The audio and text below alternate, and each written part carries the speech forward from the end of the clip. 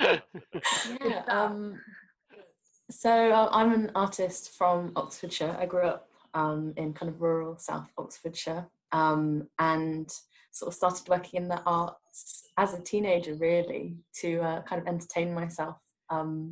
So I started kind of working with interior designers and fashion photographers, kind of making props. And then, yeah, I studied at Oxford Brookes for a foundation, and then went on to the Ruskin in Oxford. Yeah, I mean, I think actually I never set out to be an artist. I always wanted to be a performer and be in musical theatre, actually. So I grew up being part of stage schools and performing on stage sort of in the UK. But I always I sort of was interested in the story behind plays and shows. So I would draw like characters and then, yeah, I got to a point where I think I kind of swapped them over. So drama sort of became like my hobby, and then art became my career. How do you get into the creative flow, or how do you experience that creative flow?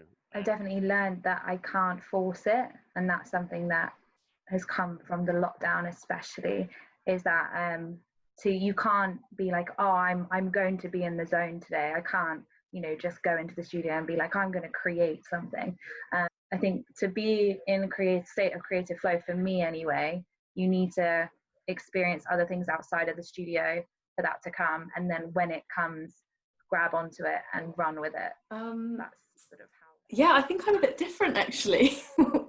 So I've always drawn. It's just been the thing that I did from when I was really young, and it makes me feel really happy. So doing it, I think for me, it's just like turning up to do it. I just like go, okay, like I'm gonna do like 2 hours this morning.